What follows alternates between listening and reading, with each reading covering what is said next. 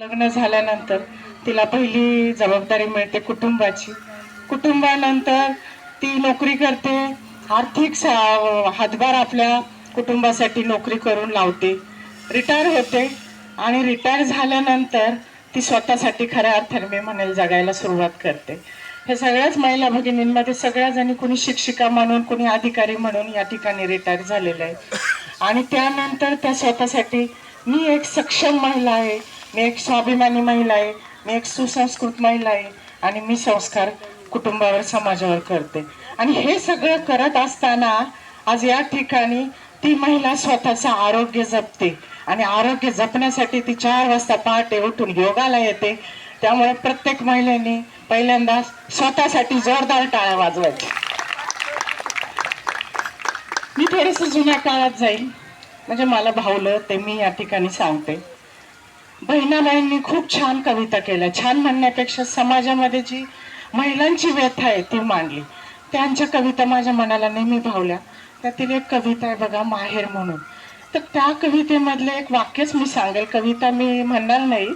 तर त्यामध्ये एक कविता ऐकल्या, बहिणाबाई दारात बसल्या आणि एक योगी येतो आणि तो योगी आल्यावर ते त्यांना एक 4 ओळी सुनावता की एरे एरे एरे एरे योग्या ऐक मी काय सांगते, एरे एरे योग्या ऐक मी काय सांगते, माहेरपणासाठी माहेरपणासाठी आई सासरी नांदते, लेकीच्या माहेरपणासाठी आई सासरी नांदते, लेकीच्या माहेरपणासाठी आई सासरी नांदते. विचार करा त्या काळामध्ये स्त्रीची अवस्था काय होती. आज आम्ही या ठिकाणी सर्वजणी घराबाहेर पडलेले आहोत, त्यामुळे आपल्याला एक स्वातंत्र्य लाभलेले आहे. त्या काळामध्ये सामाजिक कार्य करण्याची संधी महिलांना मिळालेली नाहीये, परंतु तरी सुद्धा बहिणाबाईंनी त्यांच्या कवितेमधून समाजाला एक छान असा संदेश दिला आणि त्या काळची व्यथा त्या कवितांच्या माध्यमातून समाजापुढे मांडली.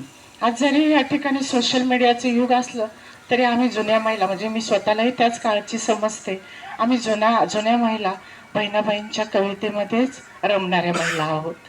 त्यामुळे त्या कविता मी तर म्हणेल सर्वांनी त्या वाचाव्या आणि त्यातील अर्थ प्रत्येक महिलेने समजून घ्यावा. दुसरी गोष्ट, थोडीशी पार्श्वभूमी मी जागतिक महिला दिन 8 मार्चची सांगते. 1908 साली युरोपमध्ये एक क्रांती झाली की तिथल्या महिलांनी, लाखो महिलांनी एकत्र येऊन कामाच्या ठिकाणी त्यांचं असलेलं स्थान, त्याच्यानंतर मतदानाचा अधिकार आणि स्त्री पुरुष लिंगभेद ज्याला आपण म्हणतो त्यामधील त्यांचं स्थान यासाठी एक उठाव केला, एक क्रांती केली आणि त्यामध्ये लाखो महिलांनी भाग घेतला. आणि त्याचं नेतृत्व कार्ला म्हणून ज्या एक लेडी होत्या त्यांनी केलं. 1908च्या दरम्यान हे जागतिक महिला दिन सुरू झाला, परंतु संयुक्त राष्ट्र संघाने त्याला परमिशन दिलेली नाहीये. 1975 साली कायदेशीररित्या जागतिक महिला दिन 8 मार्च हा कायदेशीररित्या त्याला मान्यता मिळाली.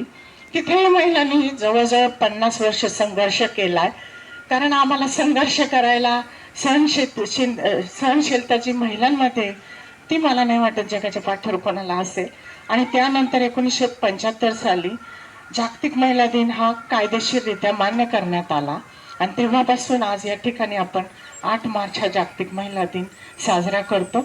आज या व्यासपीठावर 2 शब्द बोलण्याची संधी मला दराडे मॅडमने दिली, त्याबद्दल मी आपणा सर्वांचे मनापासून आभार मानते.